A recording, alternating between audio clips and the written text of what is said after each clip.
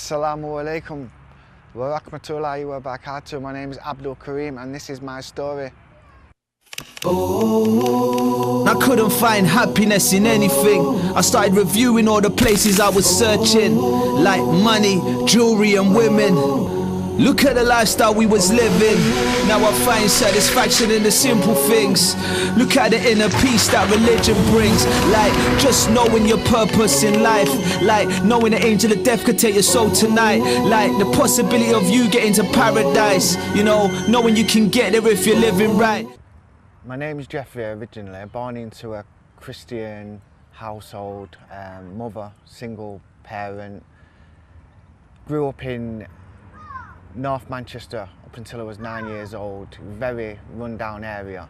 A lot of racism in that area, and you know, being mixed race, it was really difficult, you know, growing up, because you know the area that I lived in was predominantly white area. So my mum decided that we was going to move into a more cultural area, you know, more different ethnic backgrounds. So they ended up moving to Moss Side in Manchester when I was 9 years old. It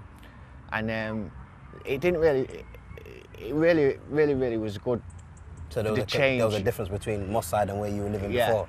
Definite change. There was more activities, more to do in the community. We used to go to the play scheme during the summer holidays, and it was a close-knit community, and it was mixed as well. So there was white people and there was black people, and I felt all right once I got there and so you were made a few friends. more comfortable when you moved to Moss Side? Yeah, I was more comfortable, yeah, because I was always in school though. I was always getting into trouble. I was always getting into fights when I was in school. I used to really be a pretty angry child. You know, there was something not right about me. I always was in trouble with the teachers. Why were you always angry? I just learned that fighting was a way of getting respect when I was younger. So a lot of people, you know, the more fights I had, the more people I thought would respect me. You know, and that kind of. And I always wanted to achieve, and everything I did, I always wanted to be the best at. And in that time, you know, when I was about 9, 10, we all got into the breakdancing scene, the b-boy scene. Yeah. Yeah, and I loved it, and that was another form of getting respect. I was always, as a youngster, I was always trying to seek approval from people. I always wanted somebody to say, you know, you're doing all right, you're good at. That's why I put loads of effort into getting good at what I was doing. So, you know, I'd dance, we'd dance in the park a bit like this, you know, we'd get the cardboard out, and, you know, we'd get the stereo system out, and then we'd all just jump in the middle and start b-boying and challenge each other.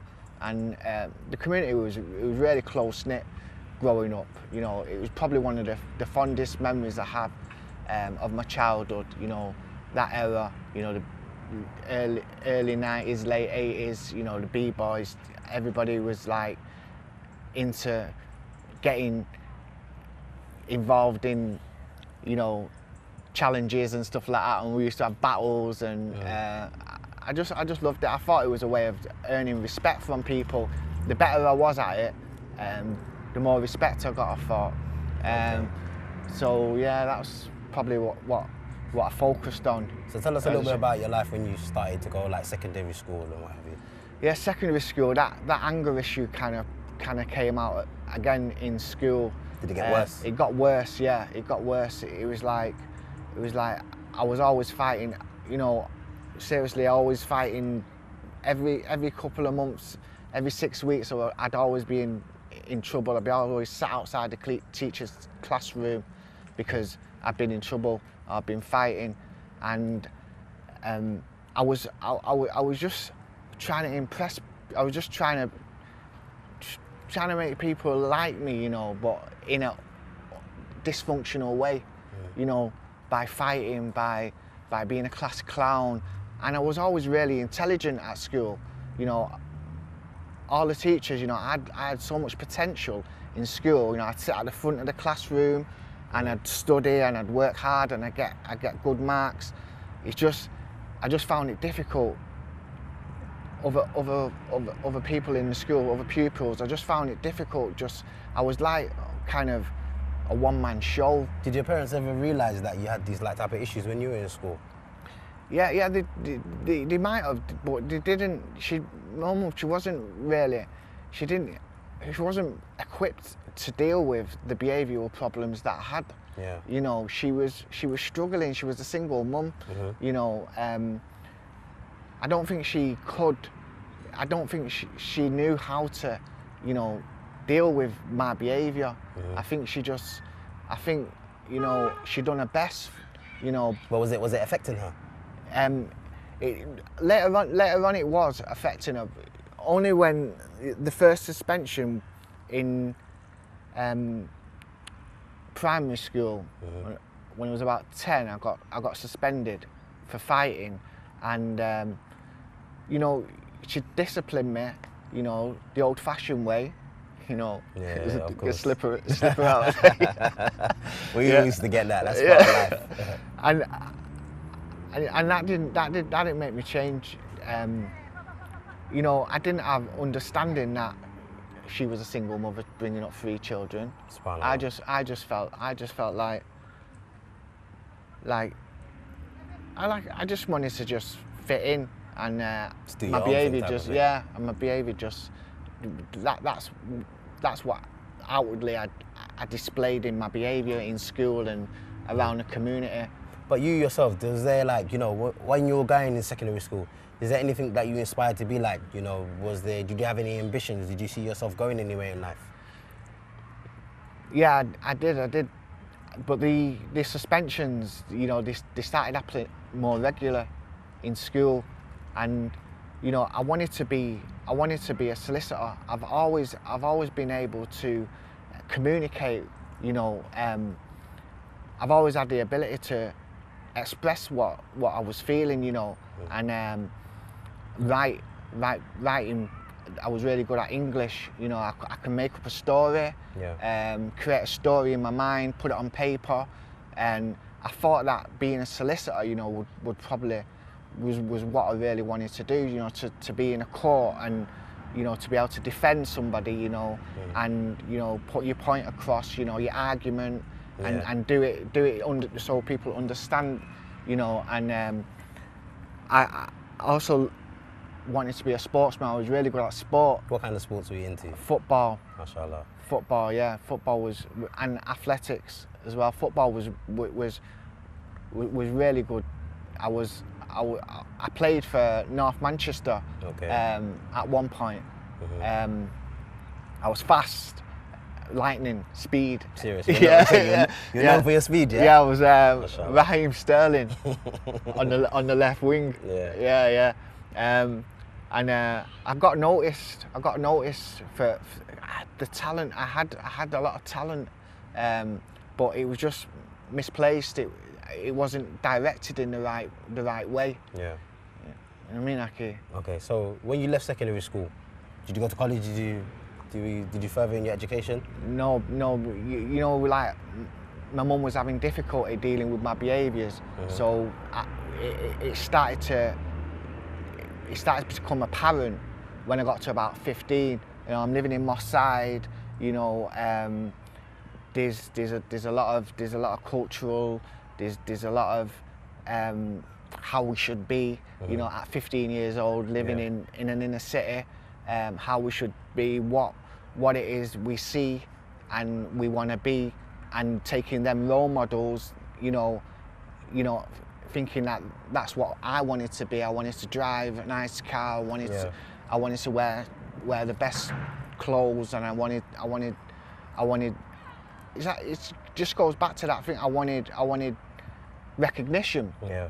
You know, so my mum, like I said, you know, she was struggling with my behaviours and that. So by the time 15, 16 years old, I was really out of control by that point.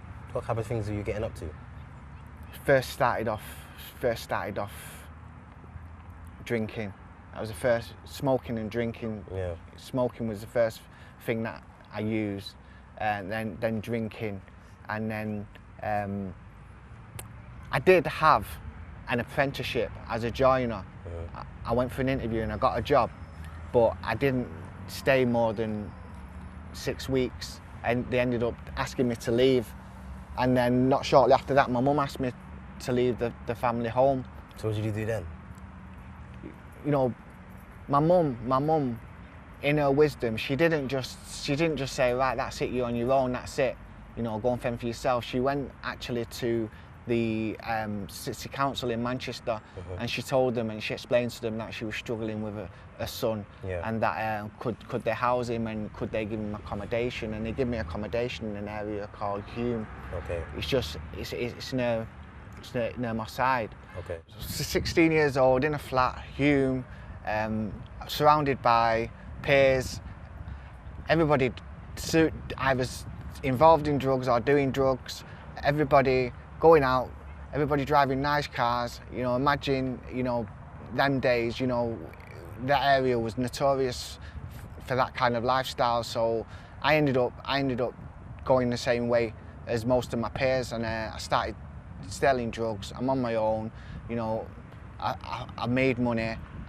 I started going out, clubbing, started taking, you know, party drugs, coming home, and then during the day selling drugs. Ended up in prison numerous times. After I started selling drugs, not shortly after that, you know, against all of my peers' sincere intentions, I started taking drugs. I started, you know, and then it just went downhill from there. How do you mean it went downhill? It just went downhill from there. You know, I was getting watched. People was coming in my flat. I was talking and thinking that I was a gangster, thinking that you know I was living the high life. And the moment that I started taking drugs, I can remember that point when I started taking. That was probably the biggest mistake that I've ever made in my life. So when you started taking drugs, what started happening to you?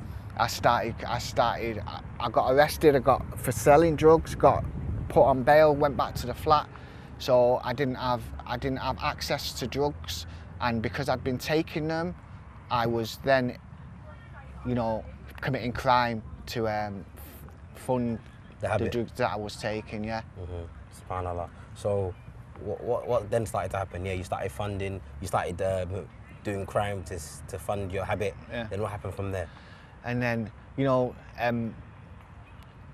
it took a while for it to progress. You know, the illness, because it was an illness. You know, it was something that I knew was wrong, but I was doing it anyway. Yeah. You know, and it got to a point where I was physically addicted to really some strong drugs, and I was taking really strong drugs, and it was starting to affect me in all areas of my life. For example, was it affecting the way you look, the way you think? The way I look, yeah. People used to say, you know, from the progression from selling drugs to taking drugs, you know, my peers in the area was just like, look what happened to Jeffrey. You know, I don't want that to happen to me. It was bad like that. It was apparent like that. People could notice it straight away. Yeah. Everyone who knew you. Yeah, everybody that knew me, and a lot of people give me advice, and you know, that went on for a while I was in the flat and I was coming in and out of prison.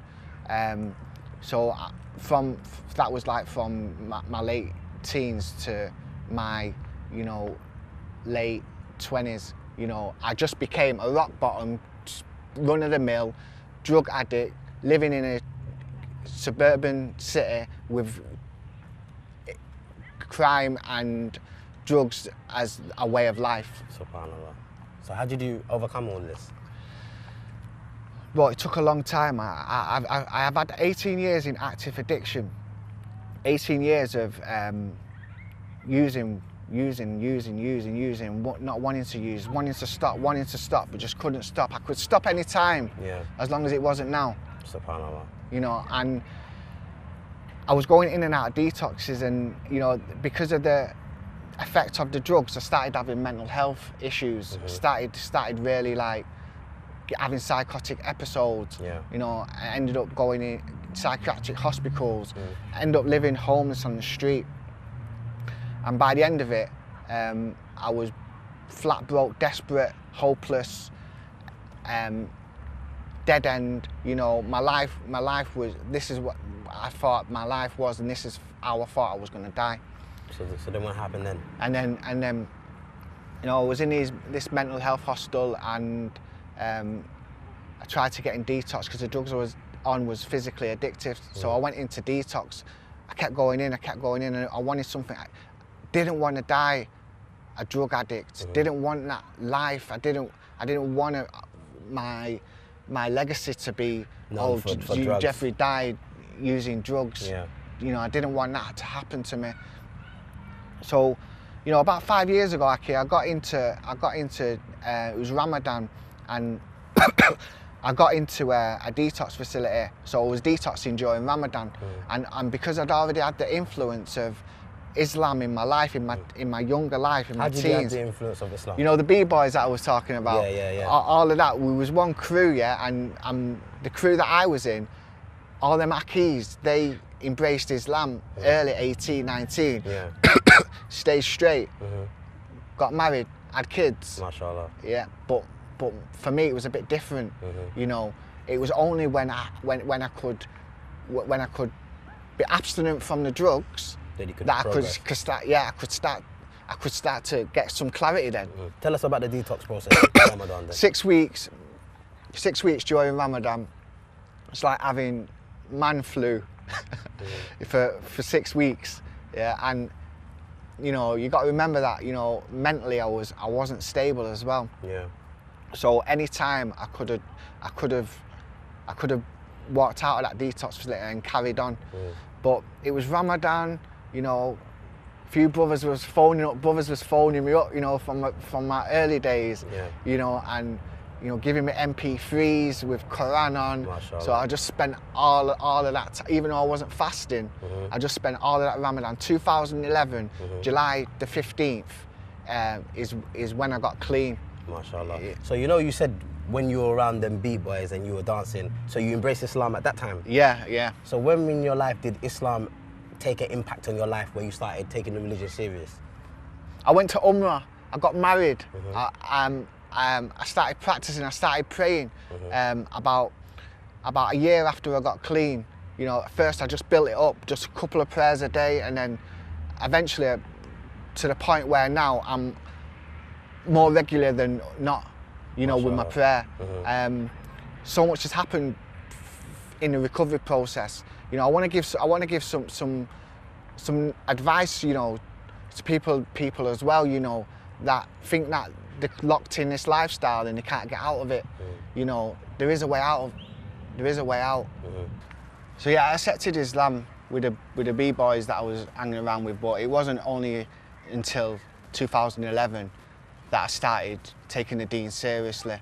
You know, I started praying regularly. You know, it helped me because, you know, Islam was teaching that, you know, we can't just use anything. We have to be abstinent from everything, you know, and me, that was a new concept. You know, I knew while I was taking drugs that it was wrong, but I didn't realise the benefit that being abstinent would give me.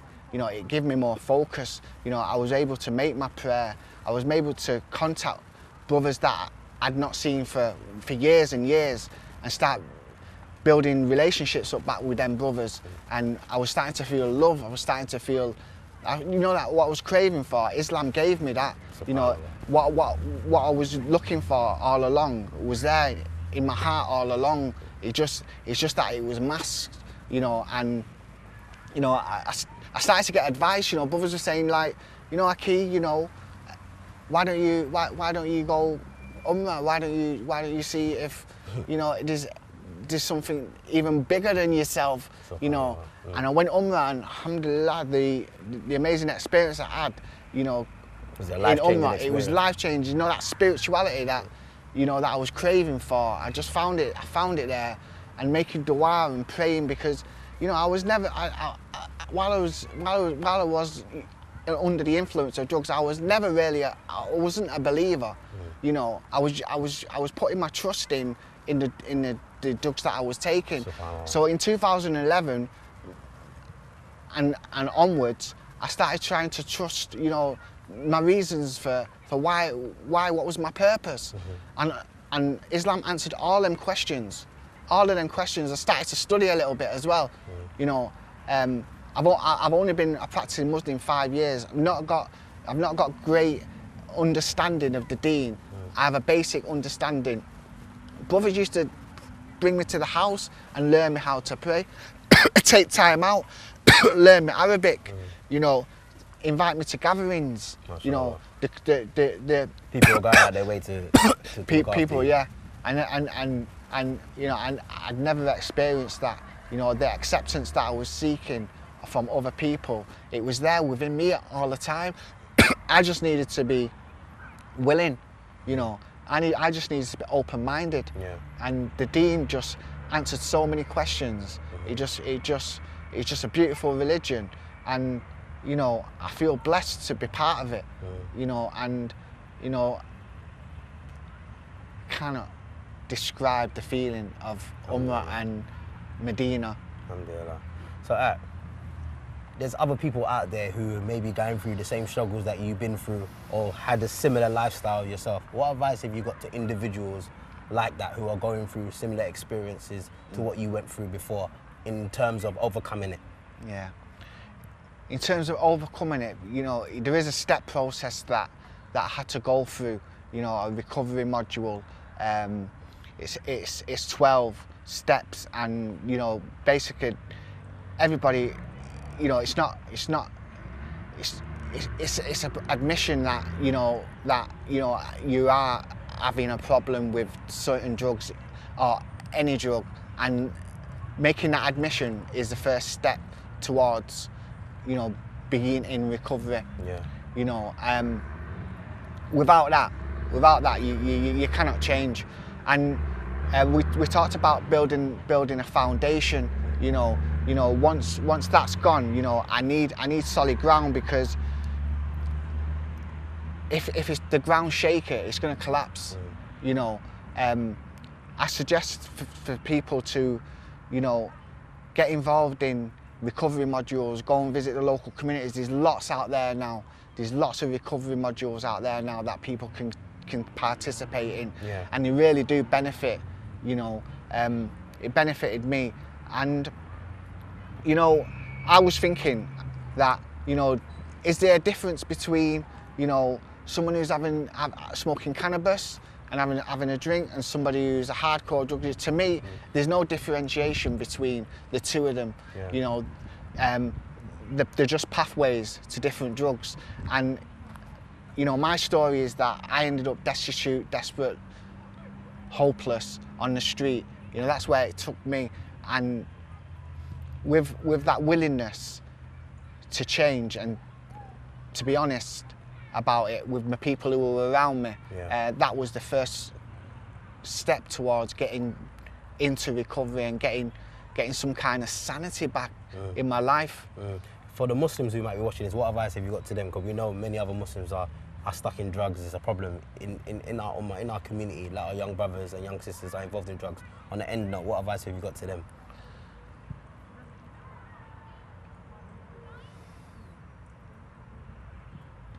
You know, if you think that there's not a way out from your situation, you think there's no hope, there is hope. There is a way out from no way. You know, there is ways in which you can put some practical tools in your life, you know, and them tools fundamentally are what Islam teaches you. And if you're Muslim and you're taking drugs, you know already that, you know, you're not adhering to, you know, what Islam teaches. Maybe just do it. Try pray. Do it one day. No thinking, oh, I've got to stop all this for the rest of my life. I pray every day like my life depends on it. because my life does depend on it. And if there's any brothers and sisters and there, Muslims out there who are involved in the stuff that I've been describing, your life does depend on it. This is a serious thing, you know. There's no other alternative, you know. Most of the communities in this country are ravaged by drugs, and Muslims are taking drugs and selling drugs. And like I said, there's alternative way of living. Islam is a way of life, you know, and you know, appreciate it, man. SubhanAllah, what an amazing story. Ask Allah subhanahu wa ta'ala to keep you strong and keep you way, way, way far away from them drugs. I mean. Yeah.